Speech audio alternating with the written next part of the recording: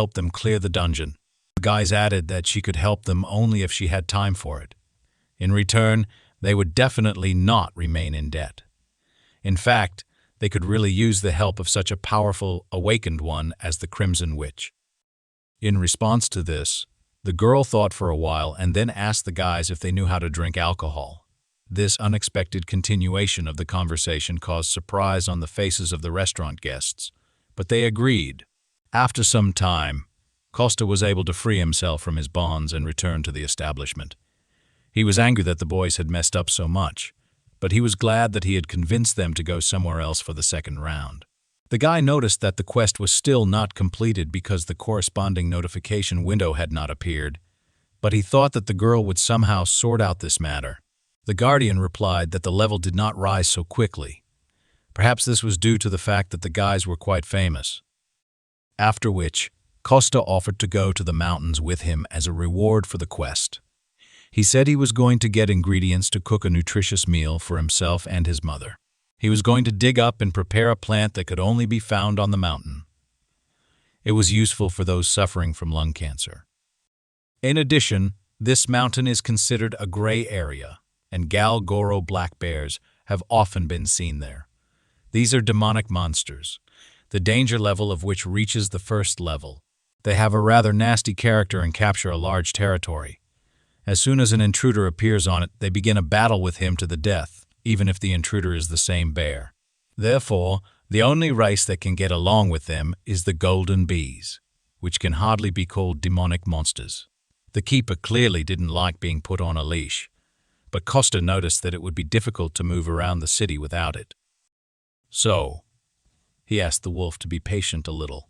It was all for the sake of restoring stamina and finding ingredients for the food that the guy was going to cook, which pleased the keeper a little. The truth was, let it all be for the sake of finding the next guardian and trying to impose succession on another person. But the wolf still had little reason to justify going into someone else's house to save a dying man. This behavior only meant that the guardian actually loved people very much. After which, Costa thought that he was really taking advantage of the kindness of his guardian god. However, the guy noticed that he was not going to become his successor. He was not going to become someone as great at all. After this, a complete image of a guardian wolf immediately appeared in our hero's head. The guy had already forgotten what he looked like in his usual size. After which, the hero decided that it would not be difficult for him to protect one single person. After some time, the strange company of a man and a white dog arrived on the mountain. The guys had been walking around looking for the plant they needed for a long time.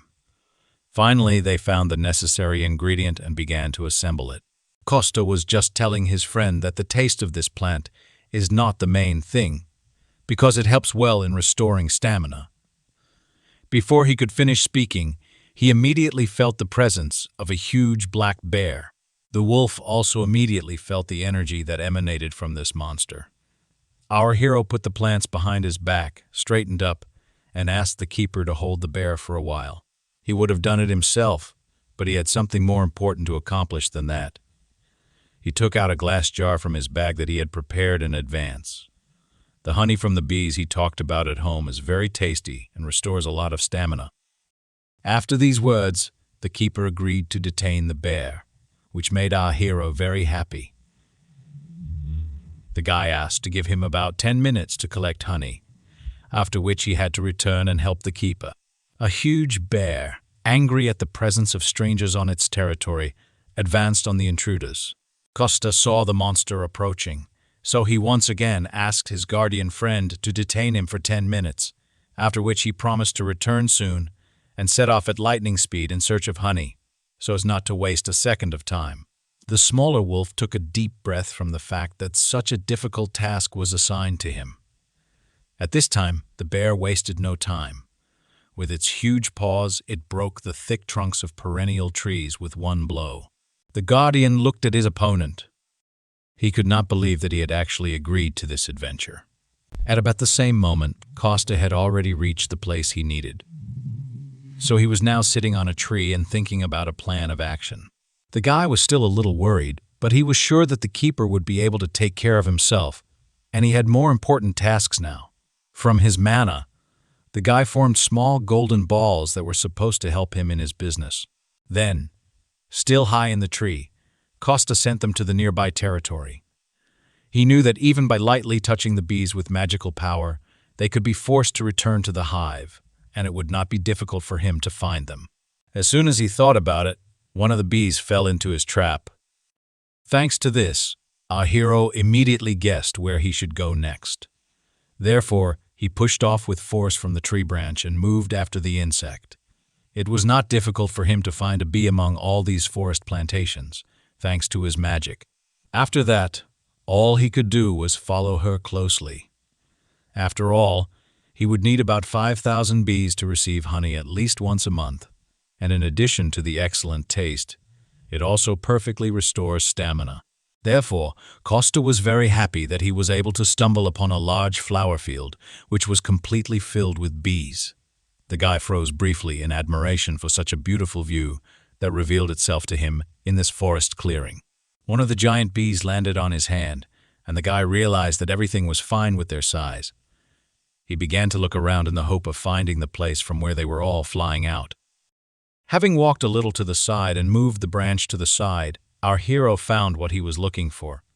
Not far from the clearing, among the small trees, there was a huge beehive. Costa was very surprised by such a huge size, although he was counting on it. He was especially pleased that, thanks to such a large size, there would be enough honey to come here not once a month but once a week.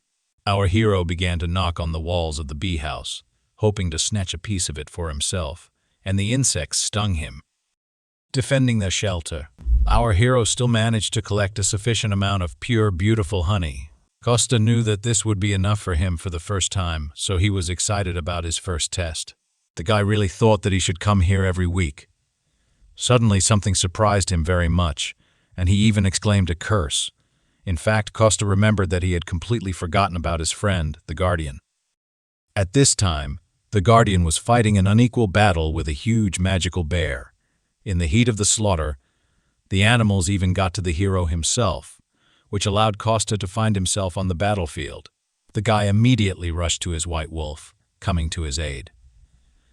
The Guardian was clearly very exhausted, so Costa immediately apologized for losing track of time. The guy put his hand on his friend's now soiled white fur. He realized that he had too high expectations for him because he was far from in the best shape. The hero realized that the keeper came to his house out of his kindness.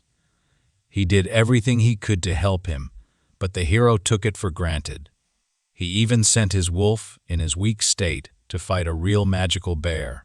The guy realized that everything happened through his fault, so he promised himself not to kill the monster with lightning speed. He went to attack the monster and put all his strength into one single blow to the head. His intention was simply to euthanize the animal.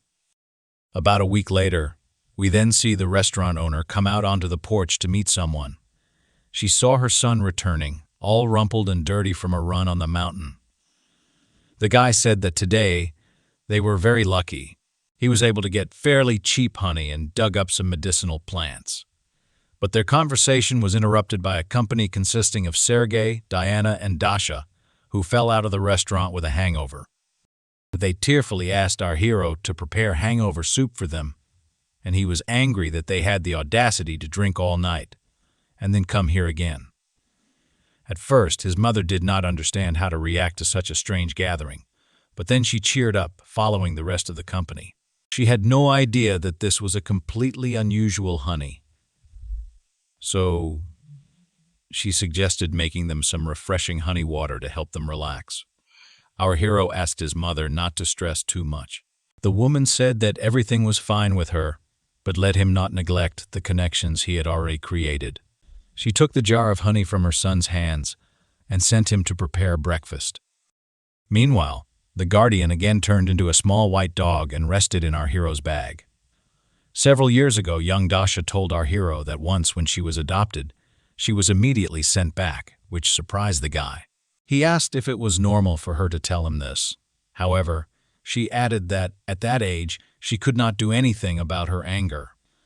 So 2 months later, those people sent her back to the orphanage. At the time, she didn't understand why she was returned, but as she grew older, she began to understand the reason. The girl was clearly upset about something, so she said that she needed to hide who she really was.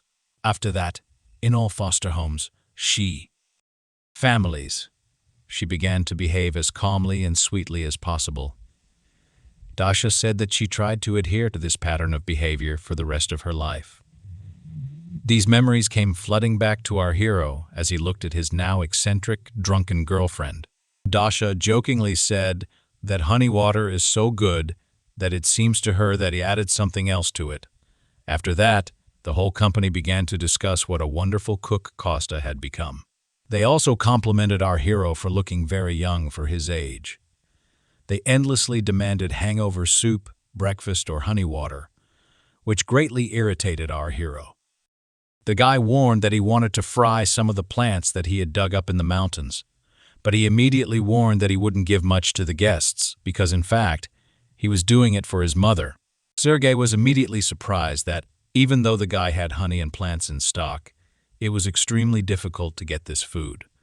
At this time, the guy asked his secretary whether Costa would be uncomfortable if he also paid, although he had even prepared a gift. He had prepared them as a thank you to his friends. One of his employees gave them to him this morning. Dasha was very inspired by such a surprise, so she asked to give her gift first. She joyfully extended both hands forward, expecting Sergei to put something in them. The guy turned around, reached into his bag, took out a box, and put it right in the girl's hands. Dasha immediately noticed that even the box looked very cool and asked if it could be opened. After permission, the girl carefully opened the lid. Inside, on a red velvet pillow, lay a watch, and she immediately put the gift on the table and said that it looked very expensive. She could not accept it. Sergei noticed that this was a gift, including for her future help. The watch was fireproof and should withstand even the strong flame of the Crimson Witch. Dasha listened carefully to every word the guy said. The girl was absolutely delighted with this gift. She really liked it. She even jokingly asked Sergei if she could marry him. At this time, footsteps were heard from the inside of the house, and someone entered the kitchen. It turned out to be the owner of the house, who came downstairs because of the noise. She saw that her son needed help, so she decided to go to him. In fact, the guy had everything under control. He brought out an absolutely amazing platter of appetizers. Every person present here spoke positively about the smell, color, and appearance of the food. Costa said that this was done thanks to the amazing culinary skills of his school friend Dasha, meaning himself. After that, he put away the extra dishes in the sink, then joined his friends at the table and asked if it seemed to him that Dasha was going to marry Sergei. The guy was in such shock, but the girl happily began nodding her head in agreement. There was probably still alcohol in their heads. That's why the guys reacted like that. Sergei looked at Costa and his mother and tried to convince them that this was just a joke. He explained that he just gave the girl a gift. He had prepared it for the owner of the restaurant, but now a strange atmosphere arose. The hero's mother was amazed that someone had prepared a surprise before her, but she was pleased. At this time, Sergei pulled out from his bag another similar box with a watch on a pillow. The woman also admitted that the watch was very beautiful, but she doubted whether she should accept such a gift. However, the guy said that everything was fine because her son saved their lives. Now they would go to the restaurant quite often. He suggested thinking of it as a bribe, as a joke.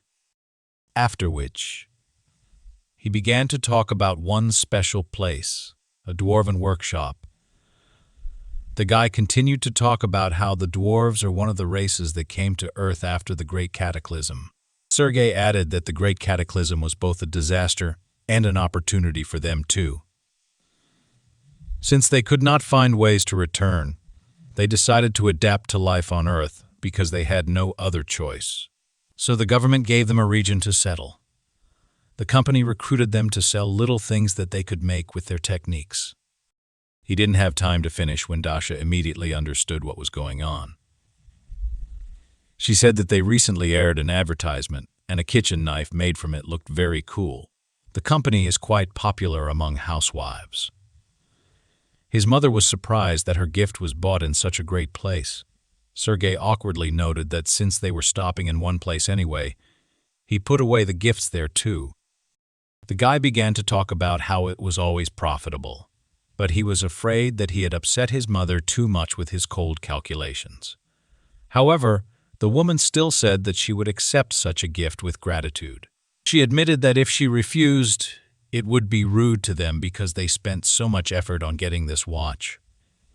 Sergei was very pleased that such a wonderful woman thanked him sincerely. Before the guy could remember the joy, someone's strong hand grabbed him by the tie. Then the fist clenched forcefully and even began to cause some pain to Sergei. It was Costa who put a threatening expression on his face and ordered his friend to be honest with him.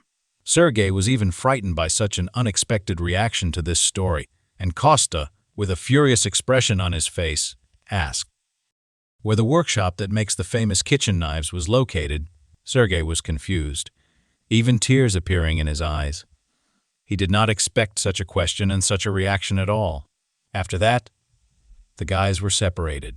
Sergei went to cry to his secretary, and Mom and Dasha scolded Costa. This still did not stop the guys from going to that same dwarven workshop. A little later, Costa was in this area for the first time because he had appeared during his absence. He expected it to be some kind of strange place, but it looked quite good, a fairly reliable building. He ordered the wolf to follow him, although he did not understand why he came here. The guy explained that it is ideal to be as passionate about completing the quest as possible. This was the only way to quickly cure our hero's mother, with which the keeper could not but agree. He wanted to answer something to our hero, but he was not allowed to do so. A red disc flew right in front of the wolf's nose, and a beast-like monster rushed after it. It was surprising that people did not run away in fear. On the contrary, they watched this performance with enthusiasm. The Guardian looked at all this as if he was not at all surprised. He admitted that the dwarves were quite comfortable on the ground because such physical ability could be used to perform acrobatic feats. However, then, he looked at how some human child was sitting on the neck of an animal and added that they were a rather aggressive race, so their pride could be hurt. Costa looked around and noticed one dwarf whose fur color seemed familiar to him. Suddenly, a security alert sounded throughout the village, calling on all visitors to leave the place. But our hero clearly had no intention of following this decree. Costa was almost caught by a guard, so he had to quickly go behind a tree and hide from his sight. The guy thought that sooner or later he would be discovered, so he needed to use the skill of stealth. However, as soon as he started using magic, someone suddenly attacked him from behind. The guy barely had time to jump away from the tree when a blow immediately fell there. If he had not managed to do this, his body would also be cut into several parts, just like this trunk. The monster held enormous power in his hands. Even the earth cracked under his onslaught. In fact, the monster sensed the use of magic, so it came to check its source. However, the guy replied that he knew him, even called him the Blue Fang tribe, and suggested that the monster's name was Tyler. The gray wolf was very surprised by this guy's strange reaction, and our hero noticed that the wolf was not so familiar with a large number of people, but still managed to forget him. The guy said with a smile that he just wanted to clarify whether it was really his friend, but it turned out to be him. After reuniting, this small company went to the dwarven home itself, while the wolf was calling to a certain old man. The guardians noticed that this guy also had a quest. Costa replied that he first wanted to meet his old acquaintance and then watch the quest itself. After some time, a small old man came to the threshold of the house and immediately recognized our hero. The guy was very happy about such a meeting after a long separation. He immediately stood up from his seat and said the old man's real name. This grandfather was also very happy to meet him and called our Costa hero Choi. The men walked towards each other to greet each other. Costa heard that the old man had moved to live in another place, but he could not think that this was Earth. To which the old friend noted that, in fact, they did not intend to live here in the first place. He said that one day, 5 years ago, the hero Kosta Choi was called up at the first meeting. The old man immediately drew attention to the hero's strange sword, which had a blade that was too large for his body, and the handle was too thick. He said that although the material of the sword plays an important role, it is also important whether the blade is suitable for its owner. After the old man tried to pronounce the hero's name several times, he suggested simply calling him Hero Choi. In gratitude for saving his family and tribe, the dwarves decided to upgrade his sword to better suit him. His little granddaughter came out behind them and screamed that her grandfather was called a genius, which appeared once every 100 years. So he was definitely telling the truth. Kosta was amazed at such a bold reaction from this little girl, so he could not ignore the old man's advice. He happily handed his sword to the master and offered to play with the children while the work was going on. In fact, his games were quite strange. They brought children to tears because the guy was spinning these little dwarves on his shoulders with such force that their bodies simply could not stand it. He was asked to moderate his actions a little, after which the guy calmed down a little and decided to talk with the older dwarves. The little girl replied that the dwarves did not stay in one place until the ore was depleted, but they themselves were on the move and were almost at their destination. The world in which they lived, due to the invasion of demons, began to resemble ruins more. The magic of teleportation, which allows them to move between worlds, spends a large amount of bodily and magical power and could have trapped them in the eternal universe if they had miscalculated. Therefore, they thought that they were very lucky to get into the kingdom of spirits until they were attacked by ostriches. The whole family was preparing for the inevitability of death until, at the last moment, a hero suddenly appeared and saved them. The granddaughter said that they all survived only thanks to him, but still, she didn't think they would stay here for long. After this, the guy admitted that he himself also did not belong to the kingdom of spirits. He is here only until they get rid of all the demons. In any case, the guardians of this place will not send him back until he wins and achieves his goal. The girl listened carefully to his story and offered her help. She said that she could return the hero back to the world from which he came, which greatly surprised him. He even thought that the guy didn't hear her, so she repeated her offer again. She said that she would need to ask the elders first, but since the hero helped them, she did not think that they would be against it. The hero didn't expect everything to happen so quickly, so he didn't know how to respond to this. He needed some time to think about her proposal and decide.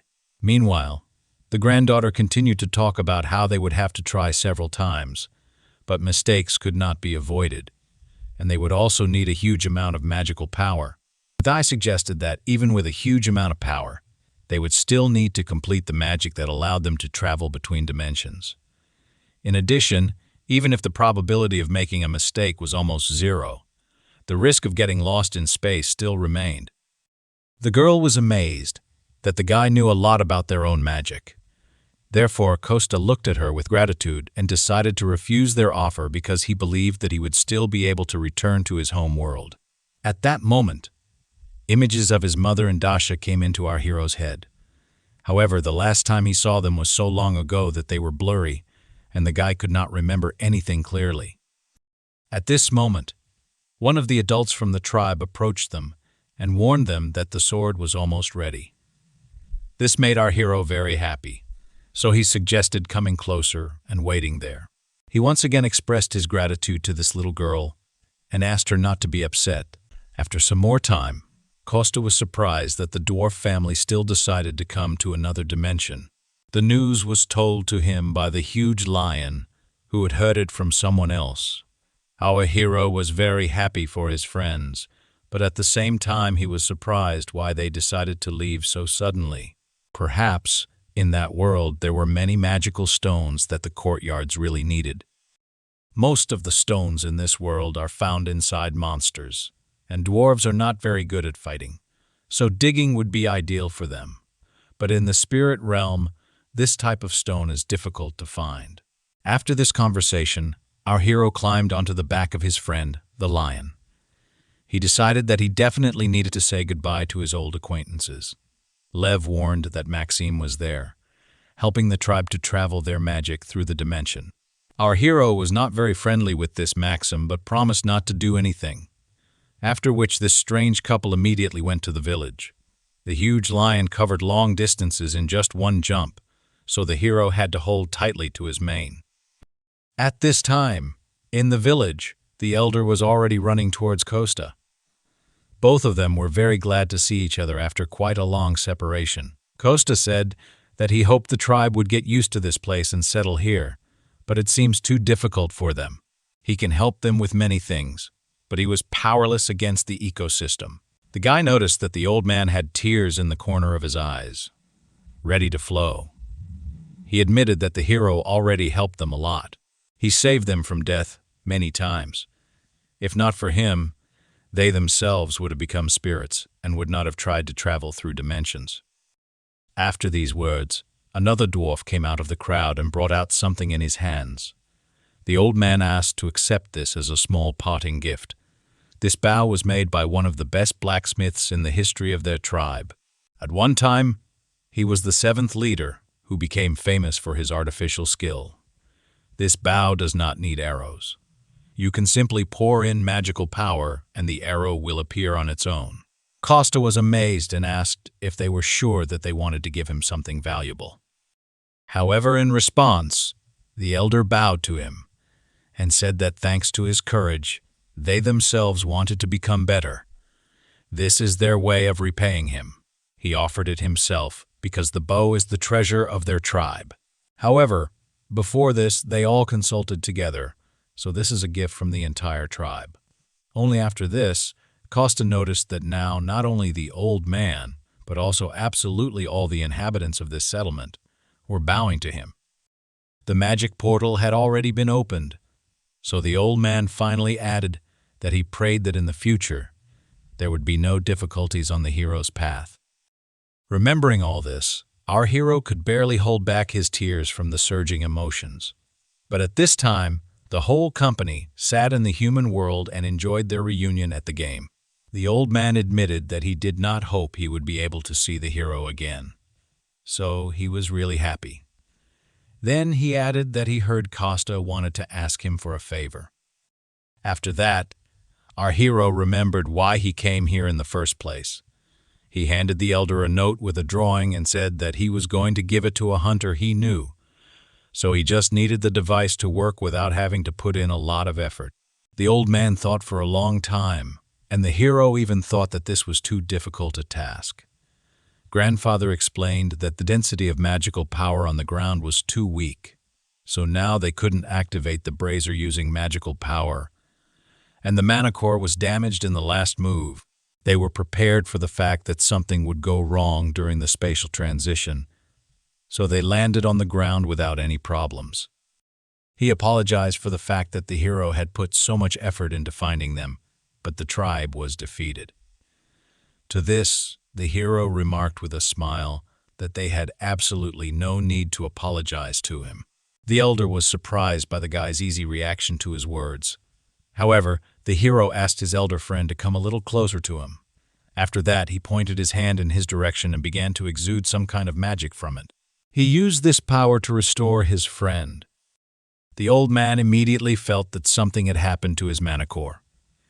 Costa explained that he tried to invest magical and life force.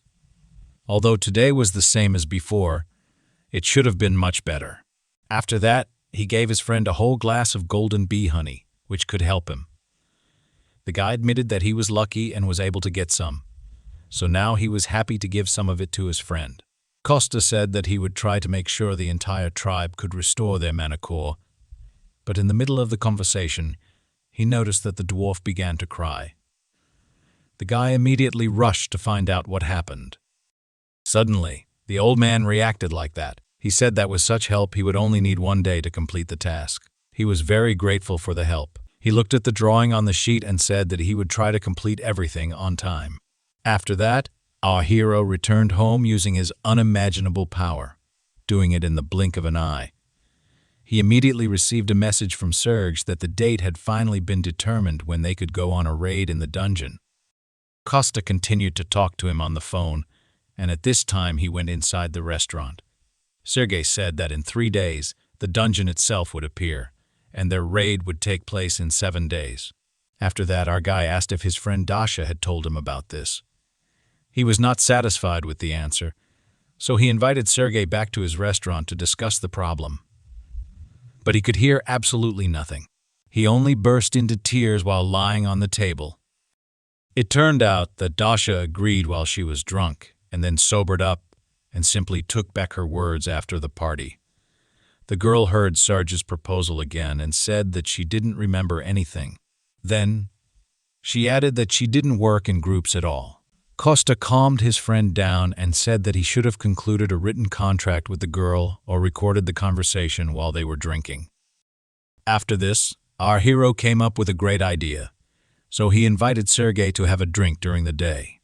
He added that Dasha herself loves to drink throughout the day. According to their plan, Costa was supposed to try to negotiate with her, and Sergei was to take advantage of this. After that, our hero immediately dialed his friend's number to ask her to come to the restaurant. The girl did not pick up the phone for quite a long time, but eventually did. She immediately said that she had warned him yesterday that she would not do anything for him. However, Costa noticed that he had a different opinion about his friend, who had never broken a promise to someone before, but he himself called for a completely different reason. He just wanted to offer her a drink, after which they agreed on a time to meet and hung up. The first phase was completed successfully. After the end of the conversation, Costa said that he was able to drag Dasha into the restaurant, so the second stage of the plan was up to Serge. The young director was very grateful to his friend for what he did for him, after which he left him alone in the hall and went to the kitchen to prepare snacks. At this time, a car stopped outside with a huge squeal of tires. The young businessman shouted to his friend, the cook, that the girl had arrived. Dasha entered the restaurant and hoped that all preparations for drinking had already been completed. She was very surprised to see Sergei because no one warned her about this. The girl was angry that they called her for this, but Costa said that Sergei was just passing by and decided to come in. He wanted to leave when he heard that Dasha would come here soon, but she caught him on the way out. So, he suggested that they both stay. Sergei was grateful for this offer but asked whether everything would be fine. He was worried about Dasha's reaction, but the girl said that nothing bad would happen and he could stay. Sat down at the table, they began to discuss the snacks that their mutual friend had recently prepared. However, Dasha still noted that she would not change her decision, even if they all drank together, because she had never participated in dungeon raids.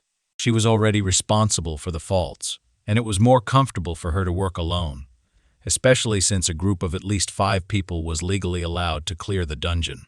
The girl noticed that she and her team tried to work together, but most were focused on their opponents more than she was.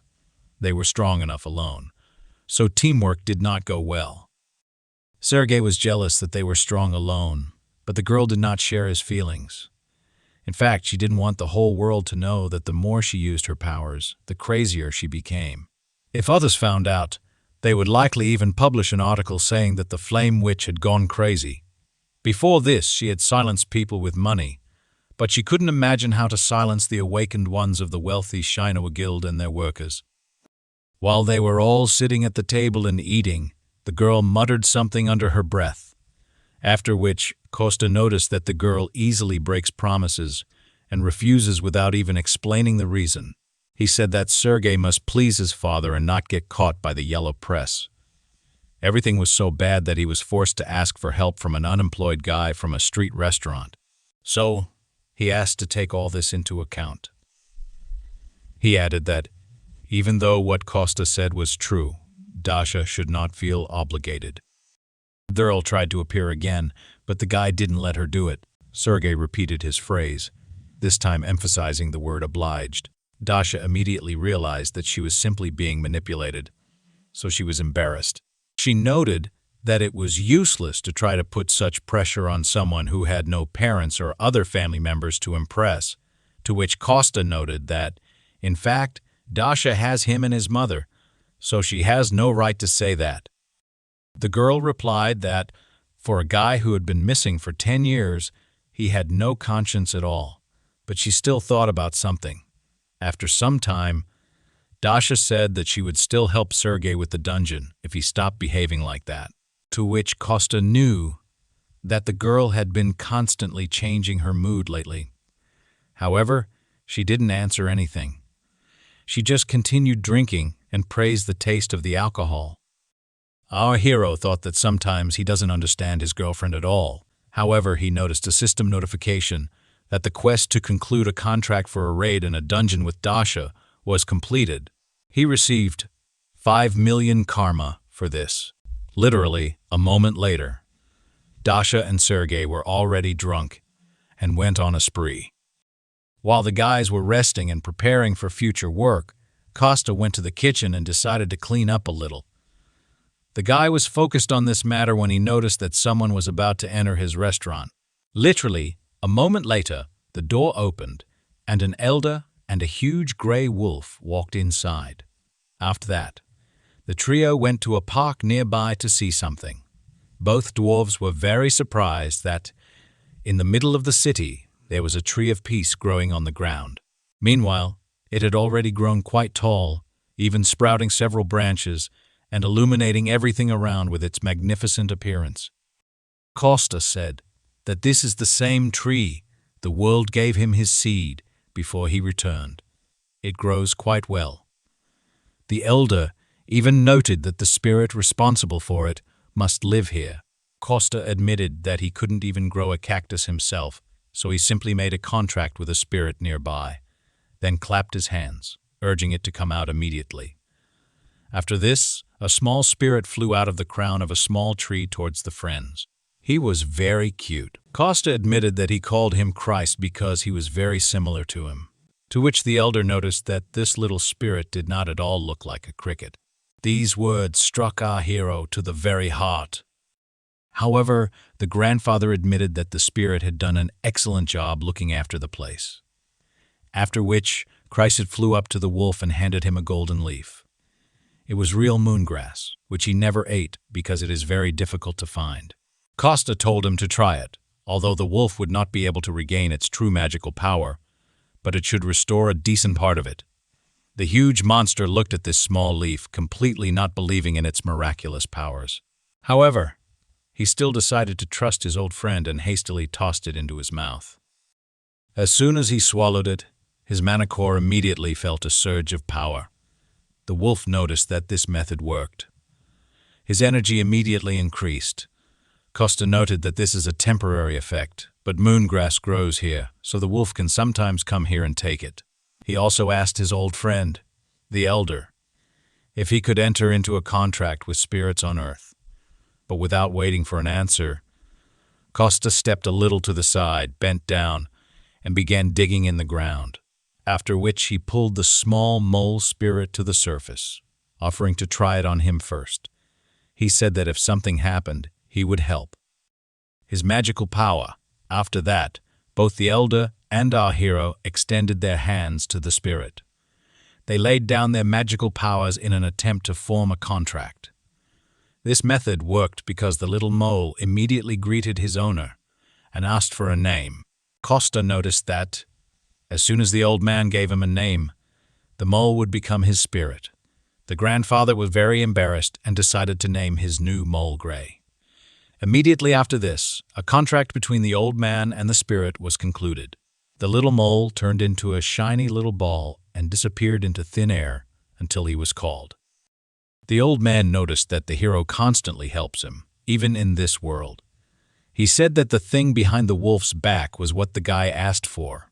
Costa took the burden off his old friend's shoulders and opened the box. He was amazed by the appearance and magical power of this beautiful bow. He was worried that the hero didn't like his gift, but the guy noticed that it even exceeded his expectations. After which, our hero decided to try it out first. He supported the weapon in his hands and noticed that it was beautiful, like any work of this master. The old man and the wolf looked at their friend, and one thought occurred to them.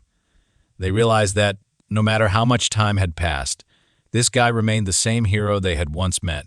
Looking at this guy, they realized that he most likely chose the right path. He allowed them to live peacefully, so all they could do was help him without question. At this point, the meeting was over. The guys said goodbye until next time.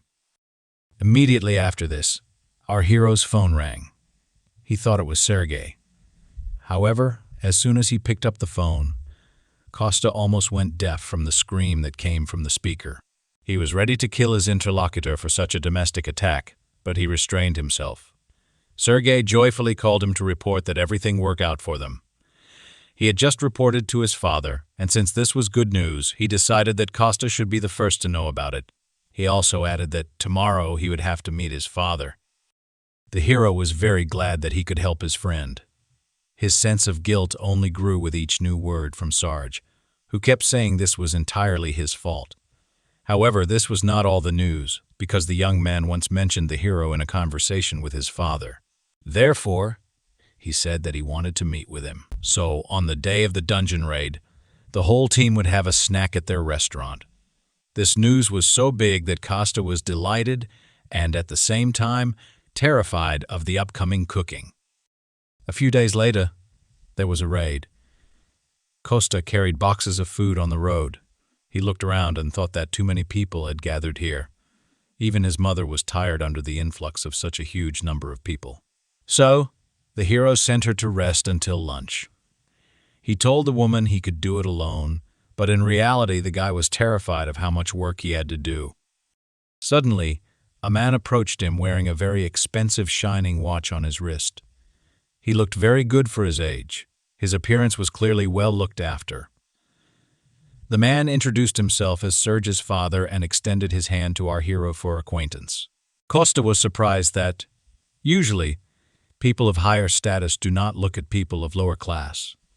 Serge's father clearly noticed the confusion on our hero's face when he turned to Costa. He immediately thought that something terrible would happen. For example, he could order to stop hanging around his son because they live in different rooms. The guy had a low status in the crowd, so he had to humiliate him in his refined aristocratic manner, after which he and his mother would be forced to flee into exile. This happened only in his imagination, but Costa had already begun to mentally apologize to his mother. He decided that if he apologized first, the man would be more lenient, because he would take him by surprise. Therefore, the young guy immediately bowed to the man, hitting his head hard on the table. Instead of all this nonsense, he offered him to work for the company. Serge's father was amazed at such a strange reaction from our hero. The guy, who was bleeding from his head, did not expect such a generous offer at all. After some time, when the blood was stopped and ice was applied to the head, both men sat down on a bench nearby and began to talk. First of all, Costa thanked his friend's father for his experiences and once again apologized for what happened. The man repeated that he would like to work with the young man, but noticed that he was going to refuse. Costa really noticed that now he wanted to devote himself entirely to his family, so he wasn't sure whether he could cope with his work, to which the man noted that they themselves like to read people by their facial expressions, or rather, it comes to many people with age and life experience. So, he looked carefully at the guy again and said that he makes people put their hopes on him. Costa was very grateful for this assessment and was even a little embarrassed. They would have continued talking about their business if a whole crowd of people had not suddenly run up to the president. They informed him that a raid on the dungeon would begin soon, and reporters were already waiting for him. He turned to Costa and said that he had already understood from the conversation that he had rejected his proposal. However, it still remains in force, so he asked our hero to think again, after which he said goodbye and left. After that, Costa decided that he should go check on the guys. Just in time. Dasha looked so bad that Costa even clarified what was happening to her. The girl replied that she was so nervous that she might even vomit. The hero was surprised that his girlfriend could be nervous, for which he received punishment. The girl noticed that this was indeed her first experience of working in a team. Costa pointed out that if she refused again, Sergei would burst into tears. Dasha admitted to her friend that the more she used fire, the more she lost her sanity. So she was worried that this would cause bad rumors about the Crimson Witch's reputation. Costa tried to cheer her up and said that she had no reputation anyway. Hearing the words that no one cared about her, the girl flew into a real rage. Meanwhile, Sergei, who led the raid, gave interviews to reporters. He turned his attention to his friend Costa, who came up to him to say goodbye before leaving. The young entrepreneur immediately noticed that something had happened to his friend's head. In order not to embarrass anyone present, our hero walked away and stood nearby behind a tree. After that, Costa carefully examined his friend and noticed that he had been training a lot. The guy was delighted that someone noticed his external changes. He admitted that he was a little nervous and wanted everything to work out. So he did a little preparation in advance. Costa noted that Sergei always tries his best, and this impresses him. Sergei's inner mood noticeably improved from just these encouraging words. In fact, Costa noticed that his friend had raised the whole class, but something still worried him. There was a suspiciously frightening aura emanating from their dungeon. Costa hoped that this was all just his paranoia. By that time, all preparations for the raid had already been completed. Sergei and his team set off, finally asking the cook to prepare food for them before returning. Costa waved goodbye to his friend, hoping that everything would go well for him. However, after some time, in a huge mountain of prepared food, the guy only thought that if his friend returned alive and unharmed, he would kill him himself. Just then, his mother finished counting and packing the boxes. The awakened should have already returned, so the guy had to hurry up and clean everything up. Suddenly, a strange feeling of anxiety and danger pierced the entire body of our hero. He was not the only one who felt this, because even the birds decided to leave these places. Costa looked at the flying flocks and agreed that he was experiencing a frightening feeling at this moment. Even the guardian began hot, rendingly calling for our hero.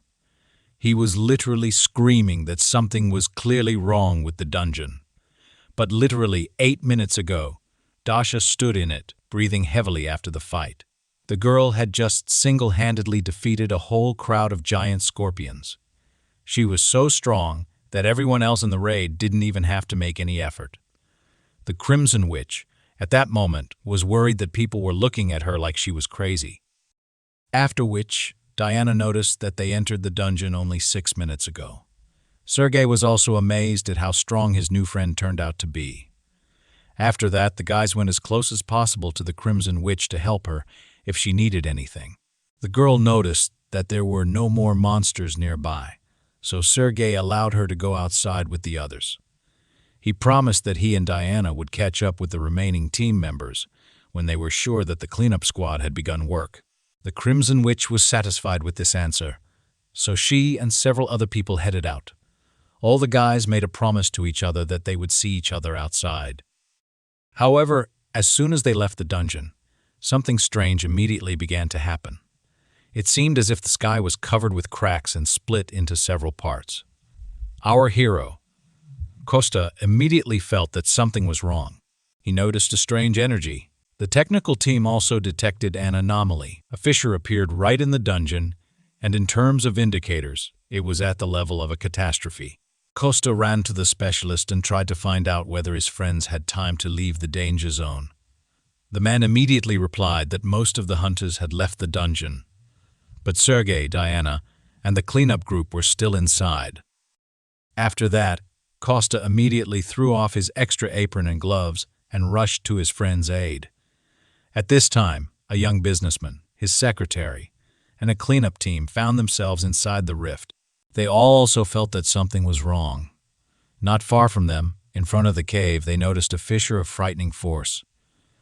Looking at it, the guys could immediately tell that they couldn't do it alone, and the cleanup group, which was even weaker, was truly horrified by what was happening. Everyone present was very scared because they did not know what awaited them ahead. However, something had to be done, so Sergei decided to take command. He decided to calm his guys down and ordered them all to prepare. In defense, he said that as soon as he and the secretary checked everything, everyone would head towards the exit if possible. He also convinced people that everyone outside should already know about the rift, so once things calmed down, they could assess the situation. He asked everyone present to remain calm, and on behalf of the entire company, declared that he would not let anyone die there. Immediately after this, Sergei and Diana went to reconnoiter the situation. Sergei admitted that, no matter how much he ignored the strength of this fault, there definitely should have been a bladed panther there. The guy seemed absolutely right, because a huge, white, predatory cat came out to meet them. The young head immediately realized that this was a catastrophe on the level of the first great cataclysm. The last time this happened, there were more than 6,000 victims, and 2 entire islands were completely turned into ruins. The chance that the 2 of them could defeat her was close to 0, but the guy didn't expect to win anyway. He only believed and hoped that all his painful training had not gone in vain. They only needed to hold out until reinforcements arrived and the rest of the people were evacuated.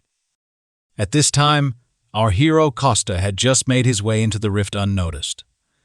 Finding himself in the dungeon, he immediately found himself on the battlefield.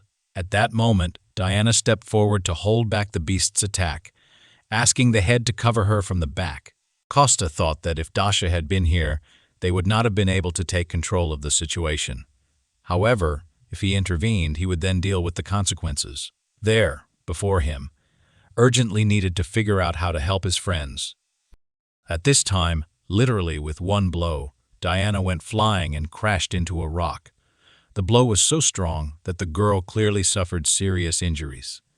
Sergei was horrified that even his strong friend was so easily injured. Now, he was the only one who needed to protect them both. Seeing such reckless actions of his new friend, Costa could no longer sit on the sidelines. He took the gift from the elder and threw it with all his strength right in the middle between the monster and Sergei. This caused the young director to jump to the side and lose his balance for a while. But then, a voice rang out in his head, ordering him to take the bow in his hands. The guy absolutely did not understand where it was coming from or what kind of bow he was talking about until he saw a weapon stuck in the ground in front of him. Only after this did the young man notice that the voice was coming from this very bow. He did not know that his friend Costa was speaking to him through it, ordering him to take up arms. Sergei had no choice but to obey this mysterious decree. Then, the voice ordered the guy to collect all his mana in one place, concentrate it in his hand, and turn it into the image of an arrow. Sergei himself did not understand how this happened, but as soon as he thought about the arrow, his energy also turned into it. The guy didn't hesitate for long, launching his arrow straight at the beast. The arrow flew quickly, hitting the huge panther right in the throat. It had such a strong impact that Sergei immediately lost his balance and fell to the ground. At this time, outside, the father of the young director was shouting that he did not care about the condition of the dungeon or any expenses. He only asked that his son be saved. Things weren't so bad at the rift. The panther was hit with just one blow. Sergei himself was shocked that he managed to defeat such a strong monster so easily. The guy lay on the ground and looked at the defeated enemy. At this time, the monster emitted its last death rattles, after which it completely stopped moving. The young master thought with joy that it was all over now. After that, he immediately remembered that he was not here alone. He rushed to his secretary, Diana, to check her condition. The head asked the girl if everything was okay with her, if her bones were intact, to which she replied that she was hurt, but overall feeling well. She actually looked much better than before.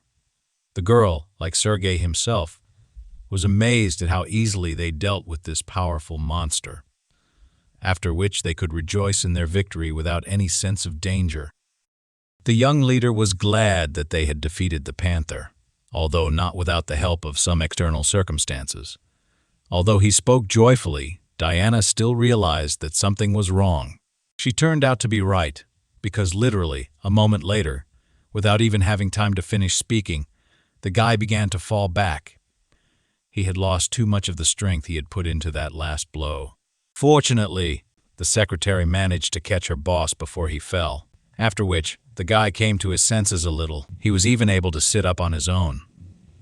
Diana noticed that the head of the company would definitely be pleased. She would tell him about what happened a couple of moments after this. A portal began to appear next to our heroes. A gate opened, allowing everyone locked inside the dungeon to leave. A whole crowd of doctors was already standing outside, and Sergei's father was worried about the condition of his son.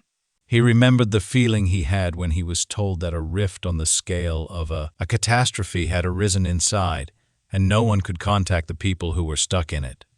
At one point, the head of the corporation was even told that the chances of his son returning were 0. However, now the danger had passed, and all the hunters were returning home. Sergei and Diana had already left the dungeon and noticed the director nearby. The man immediately rushed to hug his son, which embarrassed him a little. First, he checked to see if everything was okay with his boy, if he was safe. Immediately after this, Sergei reported that he was able to deal with the panther that came out of the rift. Her corpse should have been enough to cover the losses of the guild, but everyone present was more amazed by the fact that the guy dealt with her himself. Diana only confirmed his words, saying that by that time she could no longer fight. Chairman's father noticed that his son had done a good job, but the reason for his excitement was not the panther. In fact, the total would be enough for him to return his son safe and sound. Kosta and Dasha stood nearby and watched the reunion of relatives. A few days later, Sergei joyfully entered our hero's restaurant and presented him with great news. However, Kosta was not so happy about this. He was rather amazed. The young president admitted that he decided to build an institute for the awakened on this site. He added that it was quite difficult to get permission to build outside of a designated residential area. But after his victory over the panther, he was gladly given permission. He also planned to change the location of the guild office, but promised not to touch the alley with his friend's restaurant. But the problem was that Kosta hated loud noises. He hoped to live in this place like a lazy, retired billionaire. Sergei continued to say that he would like his friend to be in charge of food for the builders. However, the guy didn't even have time to agree when a bun flew into his face. Kosta ordered his friend to turn up and get out of this territory, to which Dasha noticed that she and her mother had already agreed to this proposal. The girl said that the hero's mother really liked this idea, though lunch would last only 30 minutes. They would pay for the ingredients, and since there would be a lot of work, they would provide good compensation. After that, Kosta had no choice but to agree with the proposal of his friend Sergei, who had already eaten the bun. At this time, the Guardian was enjoying the message that they had successfully completed 2 whole quests and received additional points for them. A whopping 65 million karma points were awarded, which allowed him to immediately rise to the 3rd level. This meant that now he could finally sign the student contract that he had been waiting for so long. It was late in the evening when someone shouted loudly throughout the entire restaurant and asked to take care of him. At this sound, sleepy Kosta came out to check what was happening. He was not yet fully awake. His mouth was with the remains of saliva. His eyes were crusty. At the entrance to the restaurant, he saw a young girl with a backpack on her shoulders, who was talking with his mother. It turned out that this was Miss Olga, who would be helping them with the restaurant for some time. A couple of hours later, we see the main character sitting at the table and looking very gloomy. The keeper pesters the guy with questions about whether he was kicked out of the kitchen, to which the guy snaps and orders him to close his mouth. He remembers his last conversation with Sergei, when he said that they had a very small premises and should expand. So, he should buy the neighboring building, after which he immediately fulfilled his promise. Kosta was shocked by such a huge number of tables for visitors. The guy was a little angry that everything was decided for him. He even thought that all rich people were like that. The hero did not fall for this. He knew that the Guardian had left last night and returned only at dawn. The wolf was annoyed that, due to Kosta's bad mood, he was now taking it out on him. He actually admitted to going to Tyler the dwarf's home. He said that when Kosta helped Soroa, the keeper increased his level, and now he could sign a student contract. The wolf explained that this is something like how, if Tyler gets karma points, then he gets them too, and his level increase has a good effect on Tyler himself. This is something like a connection in a team, to put it in more understandable terms. The Guardian also said that if Costa could regularly complete quests for him, then he would be able to completely cure his mother of her illness as soon as she reached level 5. The guy was very happy with this news because it meant that he could help his mother faster. While they were talking to each other, not noticing anything around, the door to the restaurant opened, and someone entered it. Costa had to pretend that he was actually just playing with his dog all this time. In fact, Diana and another man came to the guy because they wanted to turn this premises into a restaurant. He understood that everything depended on the business for which they bought the land, but still clarified what they needed from him. Diana explained that after surveying the entire area, they discovered a vegetable garden in the backyard of this restaurant. Perhaps it should be destroyed. Costa remembered that he had recently argued with Sergei about this. He didn't care about the safety of this place, but he was worried about the tree of the world. So he said that they grew vegetables there for the restaurant, so he would like to keep the garden. After which, Diana proposed to assign this entire territory the status of an eco-park.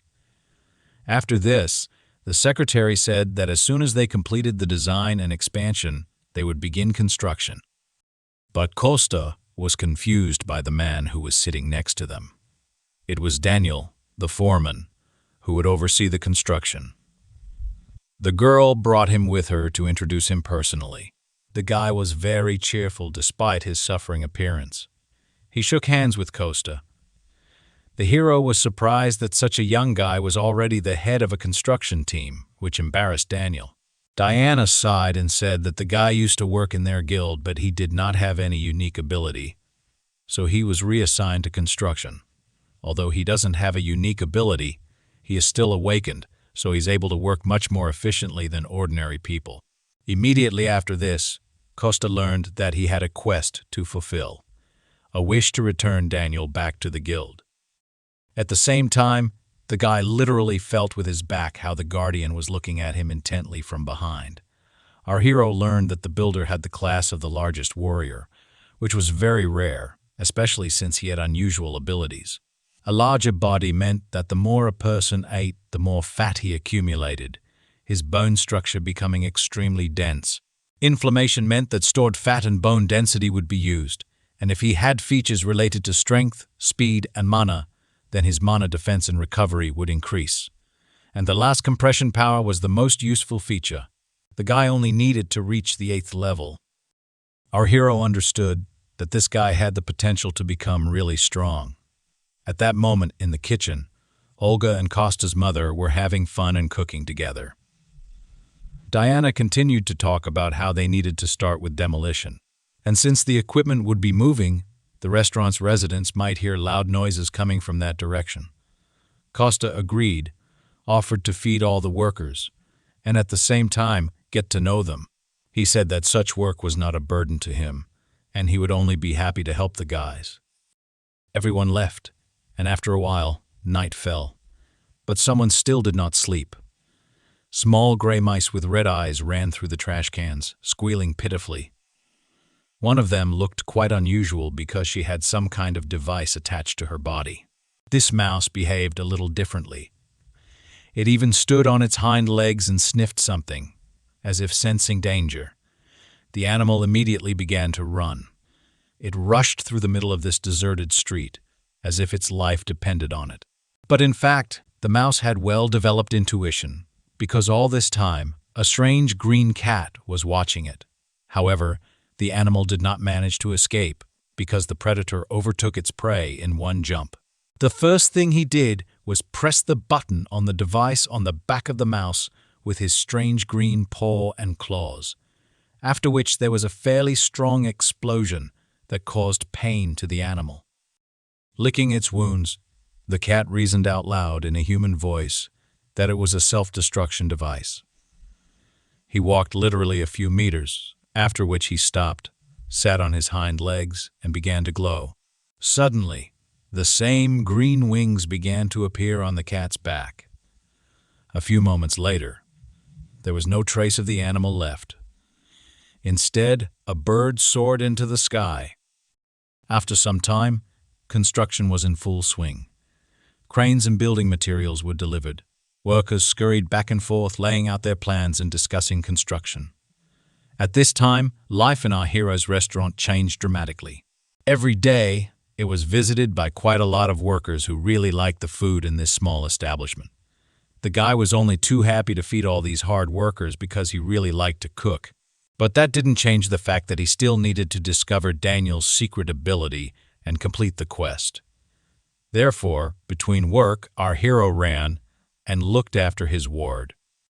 This time, just as he wanted to come up and talk to the guy, something stopped him. In fact, it was one of the brigade leaders who ran up to Daniel and asked him about his well-being.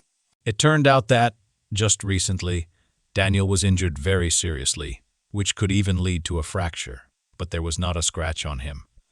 Although the guy was not sure that Daniel was seriously injured, he dissuaded him and calmed him down. After that, Costa's short break ended, and he went back to the restaurant to cook.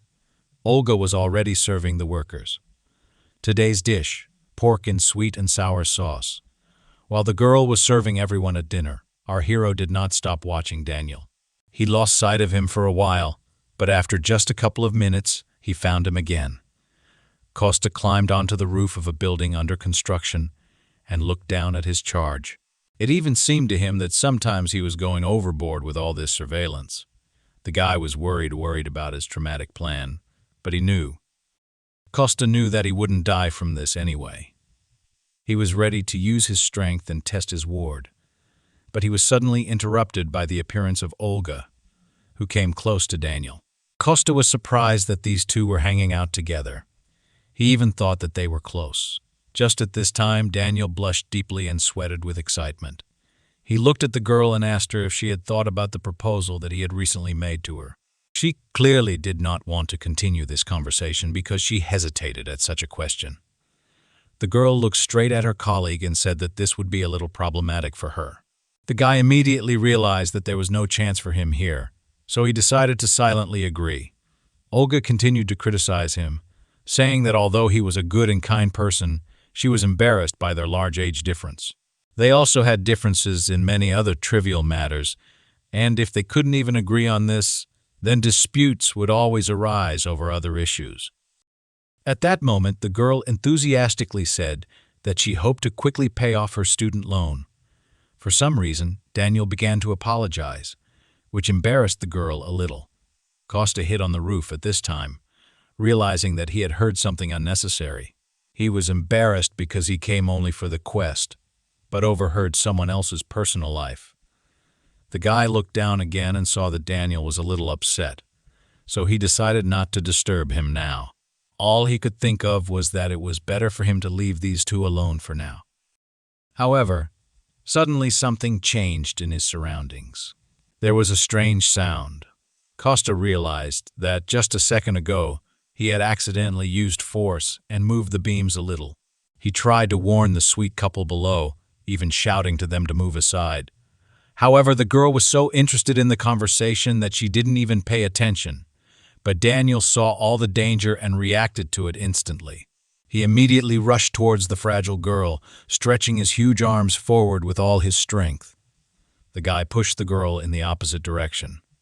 Although her landing was not very soft, it still helped Olga avoid the falling beams. There was a deafening blow, after which the girl could not see anything for some time through the rising dust. After a couple of minutes, the clouds dissipated, presenting a terrible picture. At the loud, piercing, desperate cry of the girl, all the people in the area began to run toward the scene. Olga sat on her knees, and with tears in her eyes, tried to move the huge, heavy beams to the side. The girl kept calling Daniel, trying to understand whether he was still alive or no longer alive. Her hands were bruised. Her nails were broken. Although they were not serious wounds, she was still injured. After some time, the rest of the workers reached the scene of the incident, and Costa looked at the whole picture from top to bottom, realizing that it was his fault. At this time, builders used various methods and devices to free their colleague from under the rubble.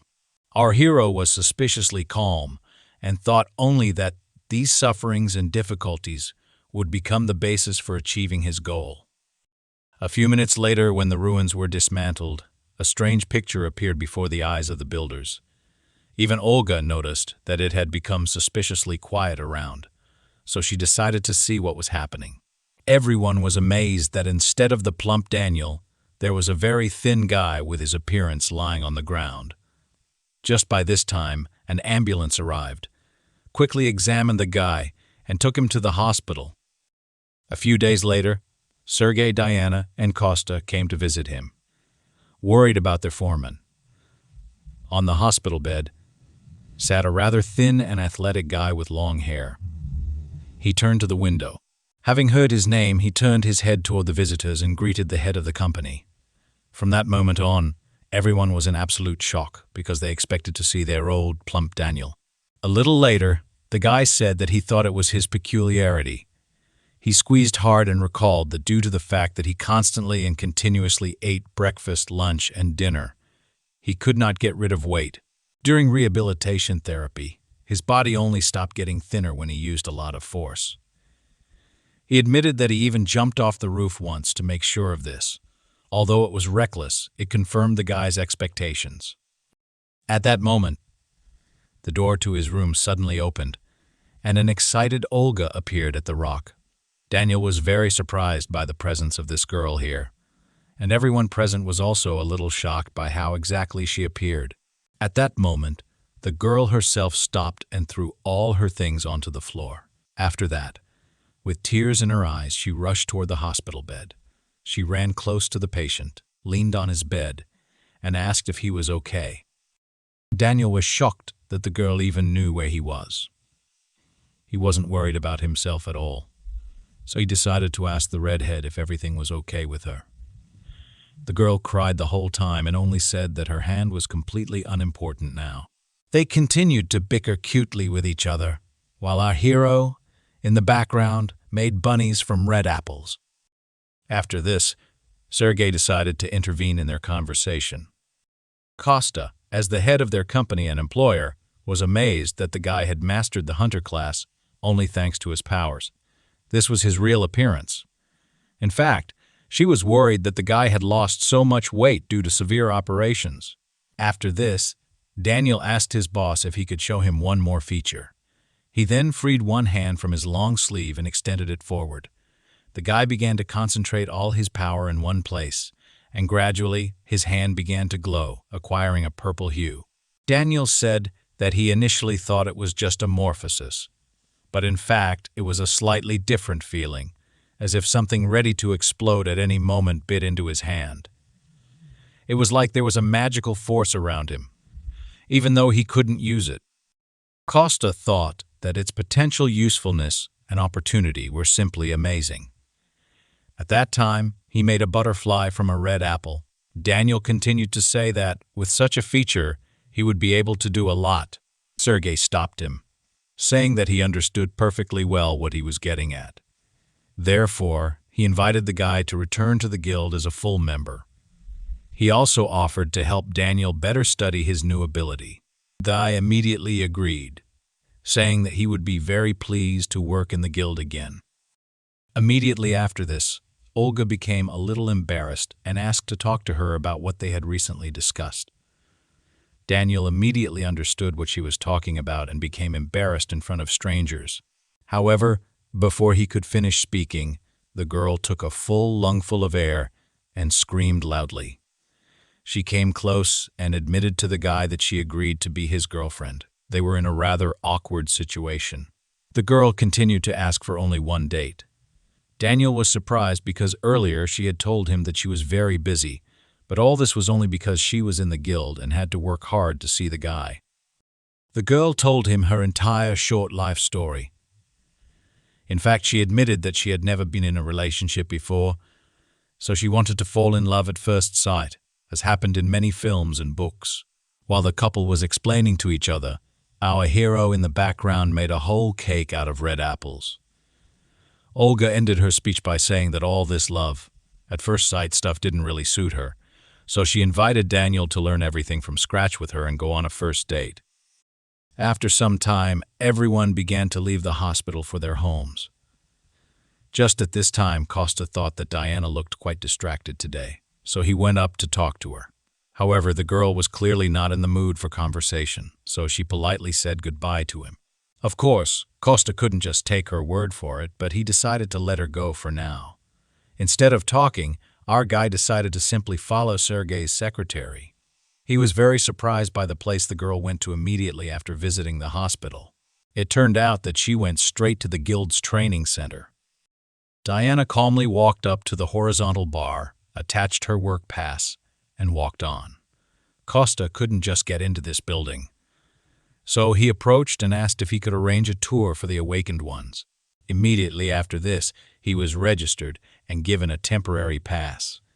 The guy just managed to go inside in time to notice how the girl changed clothes and went into some room. The sign on the door said that this was the guild's training room. Costa used his invisibility skill and quietly went inside until the doors closed completely. There, he saw Diana standing alone in the middle of an empty room, inside of which her power was growing. At this time, the girl was already fully prepared for battle, reaching for her sword that hung on her belt. Then, with a lightning movement, she pulled it out of its sheath and pointed it forward. She grabbed the handle with both hands and took a defensive position. To begin with, the girl practiced the most basic movements with a sword. Costa watched her and thought that her movements were good and that she was not deprived of talent. After that, he recalled the last case of the use of magical powers, be it Sergei with a bow, or even Daniel's recently discovered new excellent ability. It took him quite a long time to compare all these facts. Costa thought that the girl trains every day because she awakens so many people from her environment. After that, he waited until the end of the training and quietly left the center, heading home to feed his guardian. The guy was sitting on the floor on his knees in front of the wolf, and his eyes literally glowed. The keeper looked at the huge portion of food on his plate and immediately thought that this was definitely some kind of bribe.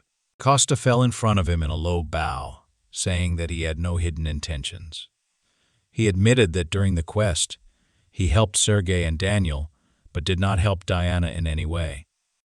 Recently, the guild announced the possibility of increasing their rank, so the guy thought that the girl was so upset because everyone around her except her had grown as hunters. Costa asked the keeper if he could help someone without directly influencing them. After that, he asked what method he should use to increase the hunter's rank. The keeper advised him to listen to the voice in his head. It could give clues. After which, he began to eat.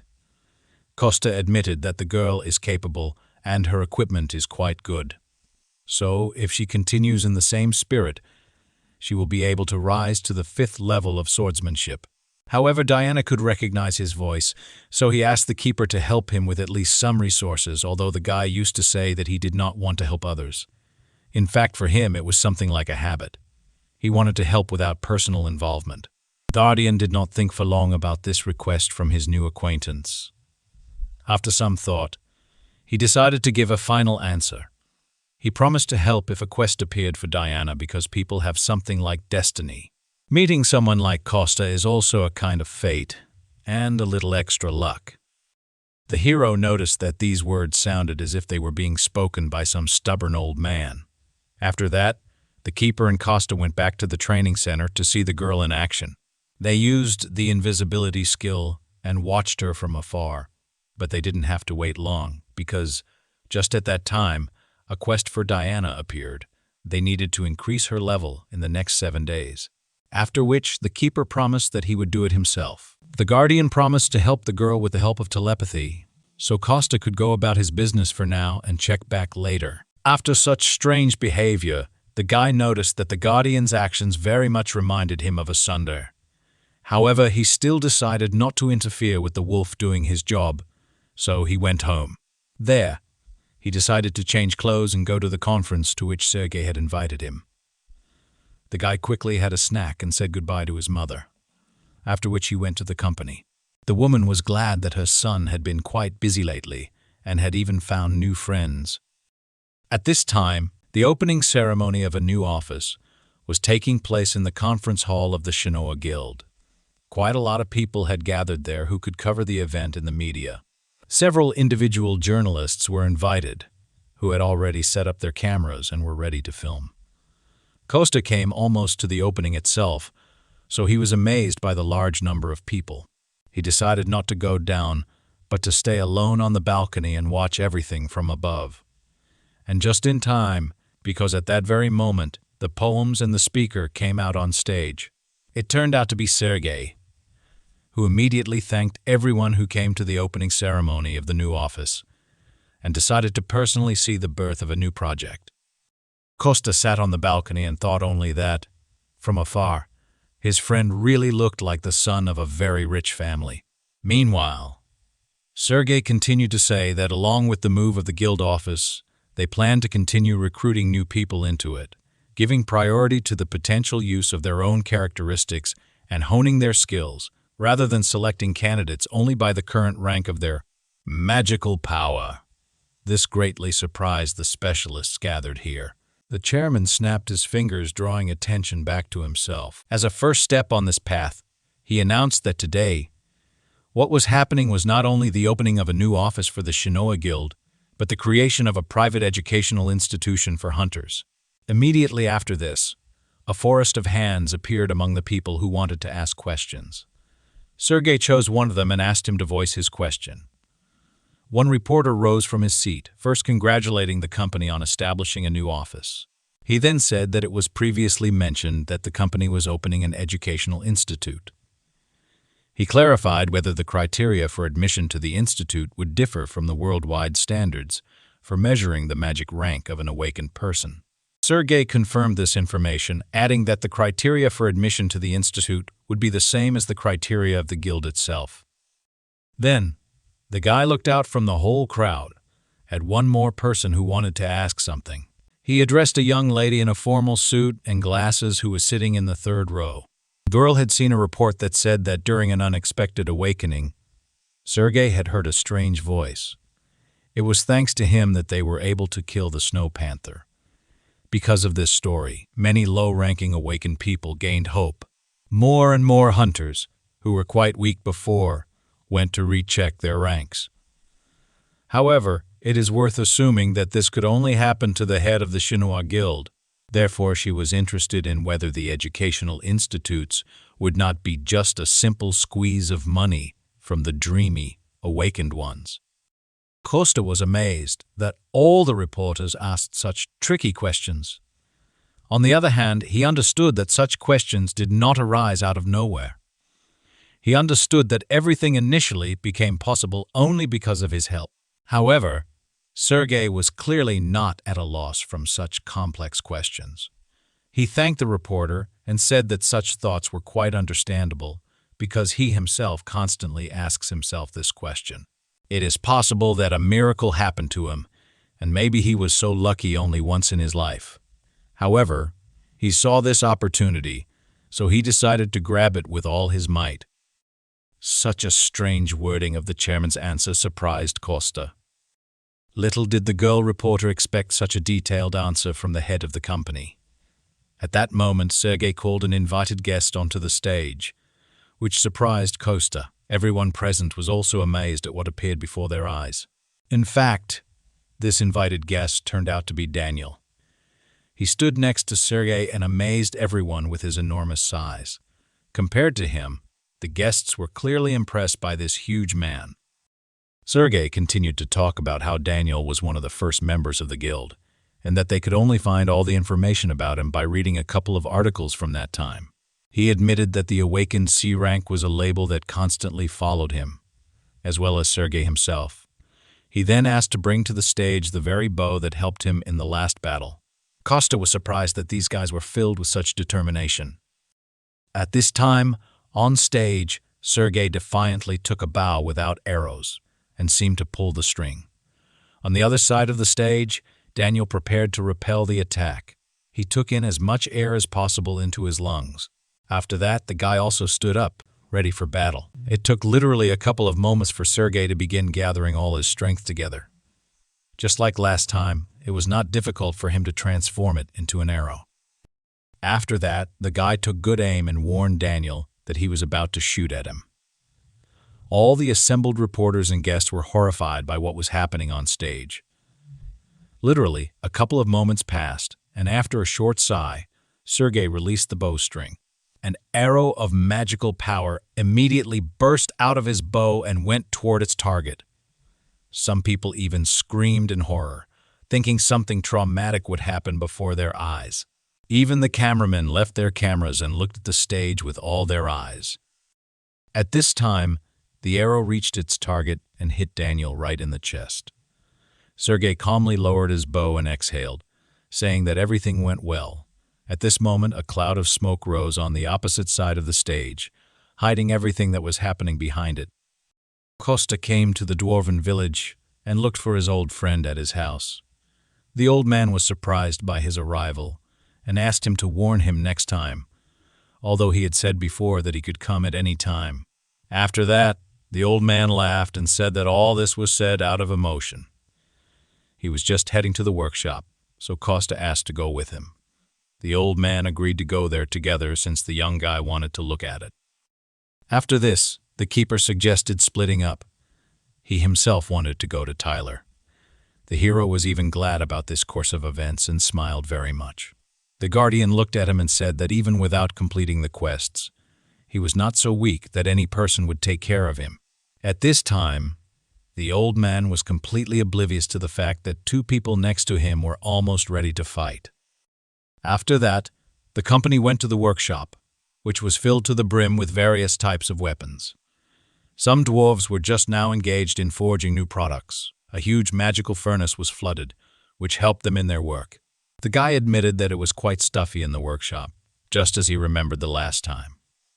The elder announced a short break for all workers, but Costa could not stand it and even took off his shirt. After which, the old man noticed that an ordinary person would not be able to enter this room because of the heat, as the average temperature rose to 80 dec. After that, he summoned a huge piece of magic stone from behind the portal and asked Costa to make a shield out of it.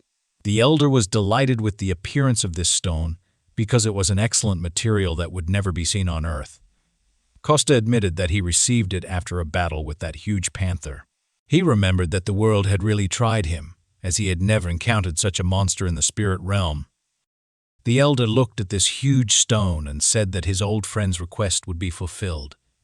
But he admitted that this metal is too tough for the local equipment, because to create an account, you need a very high temperature. But due to the structure of the earth and the absence of the spirit of fire here, their capabilities were very limited. Costa thought for a minute and concluded that they just needed a spirit of fire, like that cute mole. However, the elder noted that such a spirit of the earth was lucky to be born in this world thanks to the tree, and it was unlikely that they would be so lucky again. In addition, they also needed a place that could withstand such temperatures. Costa was horrified at how expensive these premises could cost them. Costa was actually indignant that people were so obsessed with money.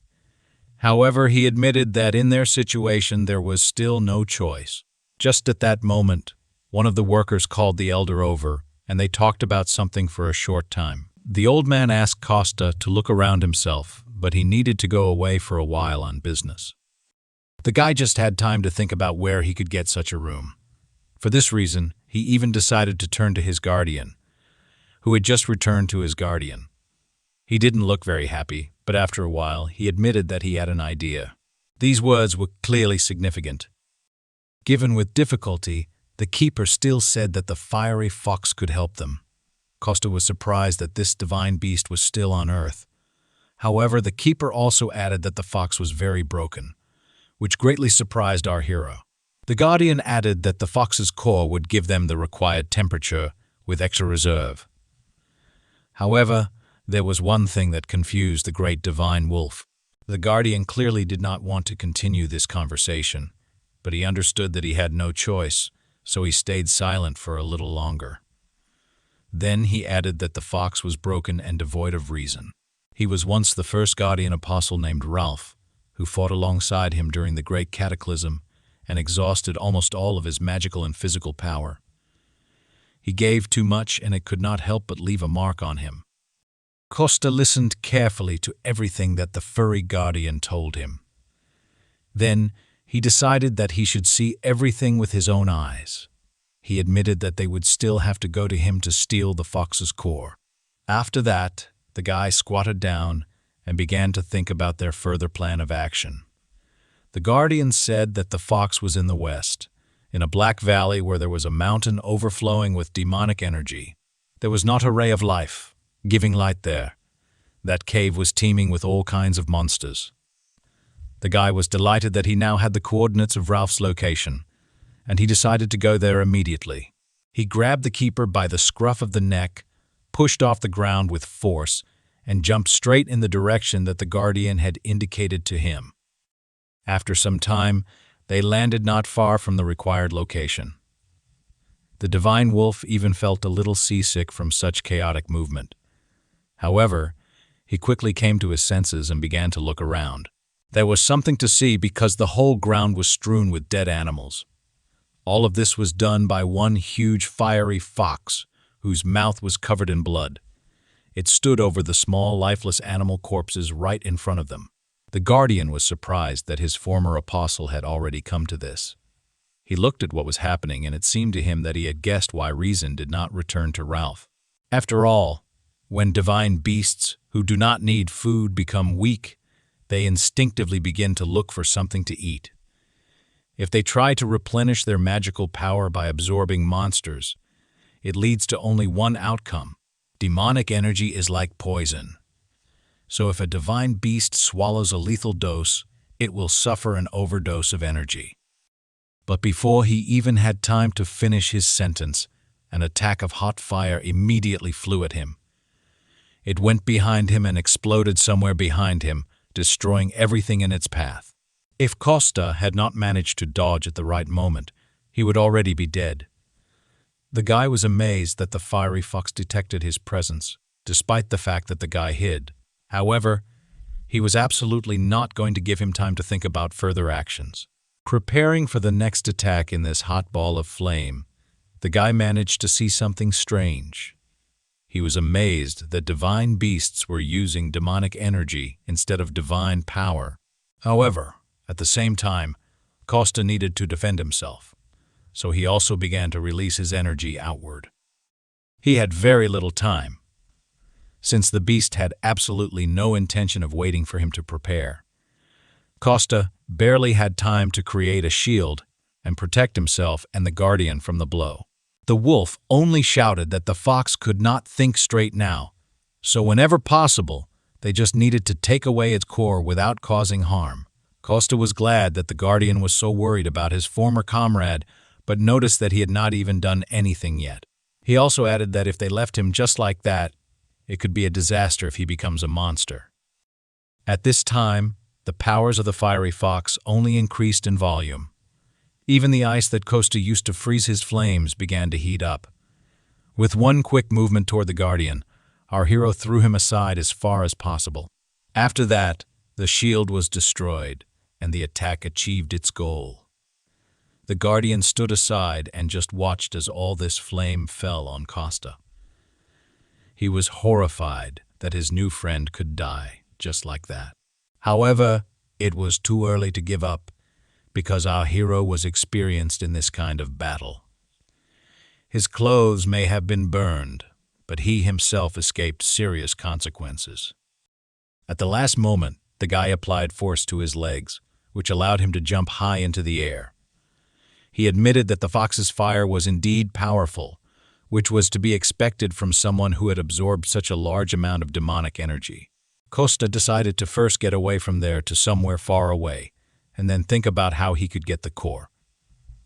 However, before he even had time to finish his thought, the fox moved into a new phase of the offensive. While still in flight, our hero began to be surrounded on all sides by tubes of flame. Therefore, he had to exert quite a lot of force in order to summon a new defensive technique. A whole huge horde of water appeared around the guy, which developed at his order. At this moment, the fiery tubes headed straight toward our hero. They crashed into the huge body of water with which the guy protected himself. This gave Costa a little time to land calmly on the ground and take a short break. It was at this moment that the hero finally abandoned the idea of preserving the entire forest intact. Even through such a dense shield of water, one of the attacks managed to break through and almost hit our hero. Even such a small blow could cause quite a huge amount of damage. Behind Costa's back, the guy noticed that when the body is absorbed by foreign demonic energy, this divine beast is able to demonstrate enormous power. At this moment, our hero was called by the guardian, who had been standing at a distance all this time. The guy wanted to protect his new friend, so he ordered him not to approach, but the guardian reminded him that now Ralph should not be perceived as an ordinary living divine beast. In his current state, he was ready to use any methods and means to achieve his goal. The hero didn't quite understand what exactly the fiery fox wanted to achieve, but he took note of it. The beast suddenly summoned even more of its power and began to approach our hero. It even seemed to Costa that its whole body had increased somewhat in size. At that moment, he realized that the fox wanted to burn the entire territory to the ground. So, in desperation, he rushed towards the guardian to protect him. The guy clearly didn't have time to run, so he decided to use his magical power. He imprisoned the guardian in a small space that was completely filled with his mana. Then he placed him in a ball and sent it high into the sky. At this moment, because Costa was no longer using the name of the guardian, the fox's memory began to revive. Memories of wanting to protect his friend, his master. Making sure that the keeper was safe, Costa went on the offensive. He opened the portal again, intending to graft his weapon from it. This time, it turned out to be his favorite huge sword, which the dwarves had once made for him. Ralph did not stop watching our hero for a second. He only became even more furious because he couldn't get hold of some pathetic person. This next boost made our hero dodge even more often. Costa stepped a little to the side in order to gain a little time for the attack. He only had a few seconds to come up with his next strategy. The guy grabbed the hilt of the sword with both hands, swinging it with all his might. Now, he could only wait for the moment when the fox would come close enough to him, after which Costa dealt him a cutting blow, applying a huge amount of force. The guy thought that this attack would have at least some effect. However, he immediately noticed that there was something strange about the fox's paws that he had just cut. Literally a moment later, the paws reunited as if there had been no injury. The guy realized that no physical residue would work on the fiery fox. At this time, he only in vain allowed the animal to get even closer to him. He was already practically inside the mouth of this huge monster. Costa tried to unclench the jaws with his huge sword, but failed. The huge, fiery fox sent him flying with such force that no normal person would have been able to survive for long. As if she felt something, our hero's mother decided to listen to her feelings. Her motherly heart told her something, but the woman thought that she had imagined it. Her intuition did not let her down, because at that moment, Costa was really fighting a very strong opponent. The guy barely came to his senses after such a strong blow from the fiery fox. This was almost the only divine beast left alive, but with all the demonic energy absorbed, the guy was not sure that he could stop it without killing it. Costa realized that he couldn't get infected with him at half his strength. He needed to take the enemy seriously, but he was still worried about the guardian's request. At this time, the fiery fox began to summon a new technique, which was formed into a ball. It was a clot of energy, the very core that Costa himself was hunting for. The guy looked at the once sacred animal and thought that he should spend as much energy as possible now, so that it would be easier to defeat him later. He hoped that the fiery fox would pour all the demonic power into this core. Ralph didn't need anyone's orders, so he himself directed one of his most powerful attacks towards our hero. The guy came up with the idea to cut this clot of energy with his sword, so he now concentrated only on delivering one precise and clear blow. The core kept approaching our hero with enormous force. At the last moment, the guy realized that he couldn't cut it, so he simply beat it back to the fox. Now, the guy realized that it was definitely a core, but he couldn't understand why it was so big. Even the color was too muddy, as if it did not belong to the fiery fox at all. At this time, the animal seized the moment and attacked the hero with physical force. The guy barely managed to put his sword under the teeth of the huge beast. Meanwhile, right above them, a clot of energy continued to absorb demonic power. The sky became darker and darker from so many dark forces in it. Costa realized that they were both in danger and urgently needed to leave this place. However, the fox held the sword in his teeth and would not let go, so the hero had to come up with another plan. Instead of taking out his sword and running away, he decided to use force and simply move the fox along with him.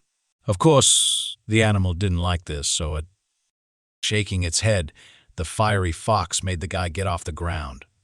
It was at this moment, as they fought fiercely, that a huge stream of energy shot out from the core. Both Costa and Ralph were thrown with force in opposite directions. A moment later, Costa came to his senses and decided to look at the place where the cannonball fell. Literally, a few centimeters from his feet, a huge black crater was punched into the ground. Costa had a hard time seeing from this place how things were going, so he decided to get up and see what was happening. Before he could do this, a huge stream of energy fell on him from behind. The guy managed to jump away and then turn around, running into the attack. The fox did not waste time while the guy came to his senses. It decided to attack.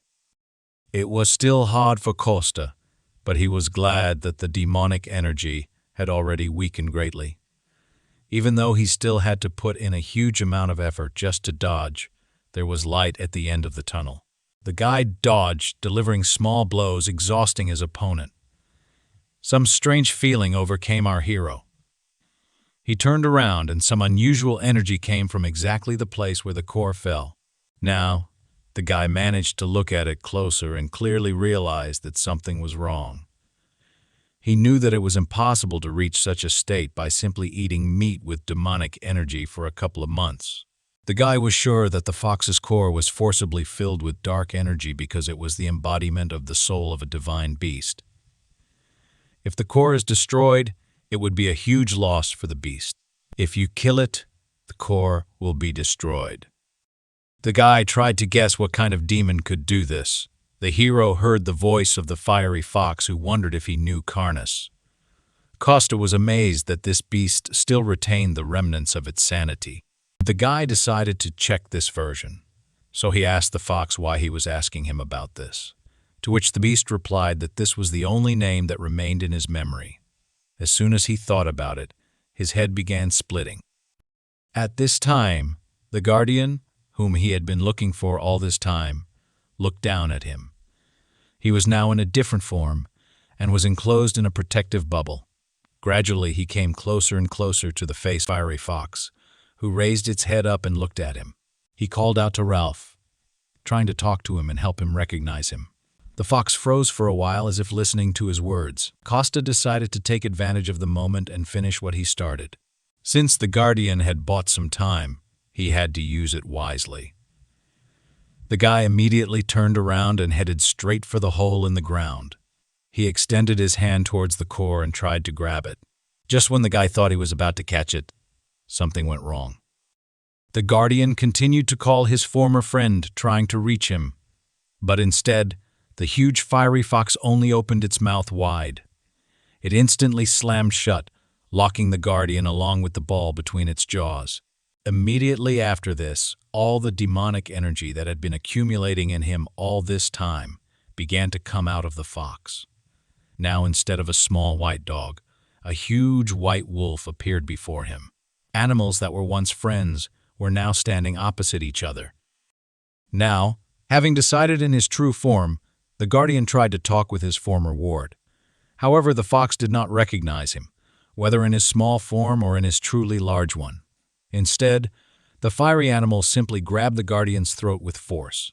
Ralph knocked him to the ground, crushing him with his entire body on top, immobilizing him. The guardian was angry and frustrated that his charge could not remember him.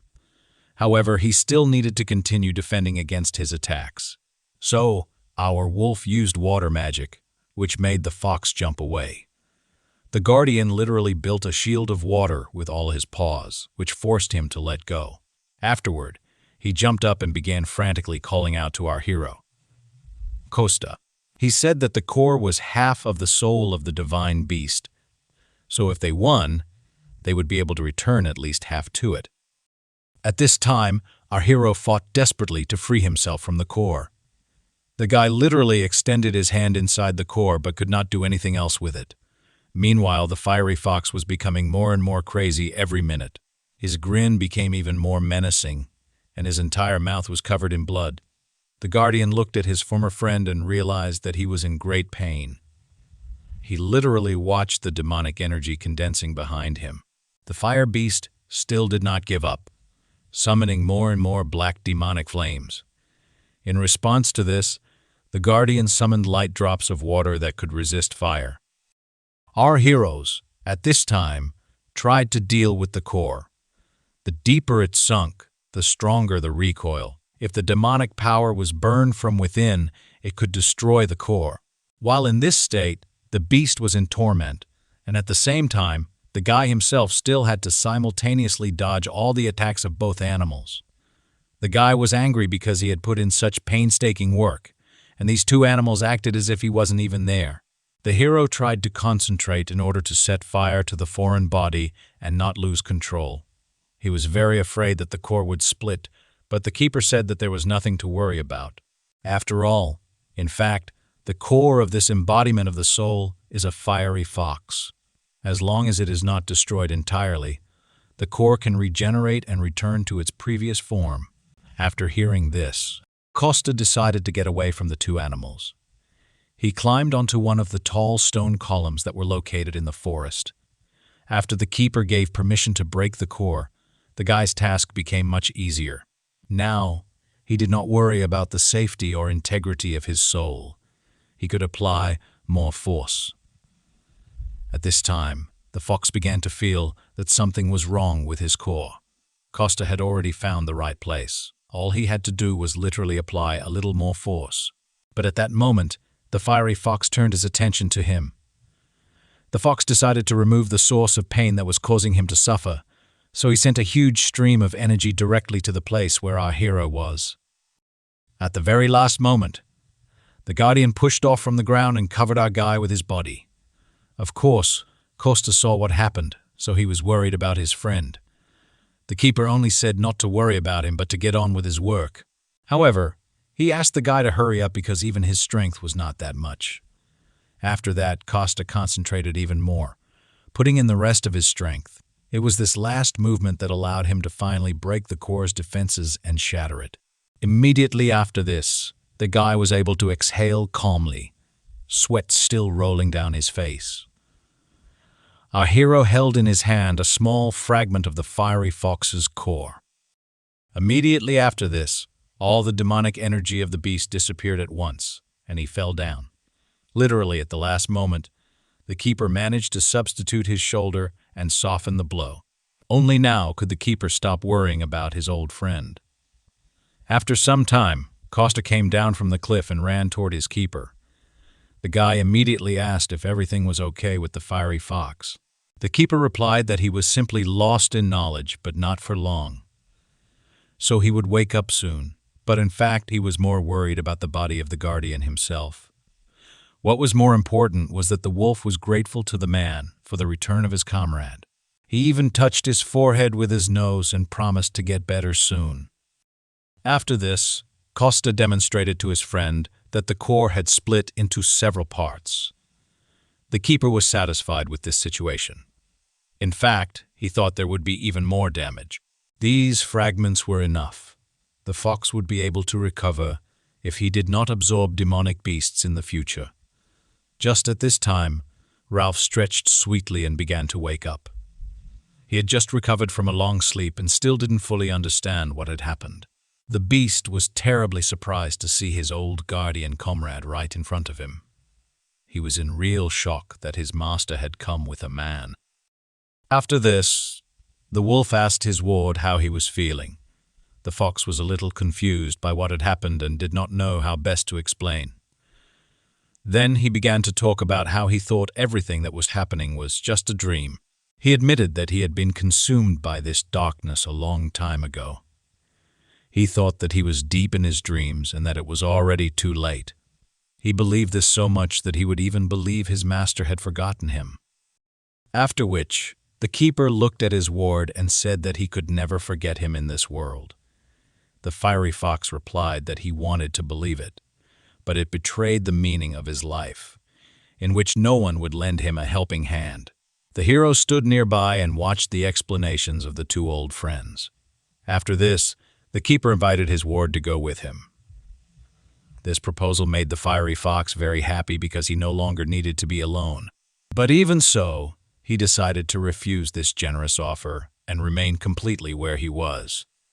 The guardian assumed that he was worried about the rest and restoration, but the fox only slowly raised his head and looked at the night sky. Then he replied that he first needed to restore everything that he had managed to destroy. He said that he could not let the land where the divine beasts live dry up and die. Then he looked at Costa and asked if he had come for his core. The guy tried to deny it at first, but then admitted everything. The fox noticed that his words contradicted each other. Everything was too obvious. He added that, on any other day, with his character, he would have knocked him down and killed him long ago, tearing him in half. But today he helped him, so he forgives him and gives him life. He also noted that even now, the guy is capable of tearing apart a weakened divine beast if he just wishes it. People have an evil nature, so with such power, he would not spare him, even if it cost the fox his life. However, the owner intervened and said that it was he who brought this man here. This is a brave man who will protect the earth and take the place of the guardian. After this, the fox realized that this was the great man about whom the owner had spoken in predictions several thousand years ago. After that, he no longer looked at the person that way. Although he expressed disappointment, the fox noted that he does not believe in a specific person, but in humanity as a whole. Either way, he was going to stay in this place and focus on recovery. Some hostility immediately arose between the fox and our hero, Costa. The guardians returned to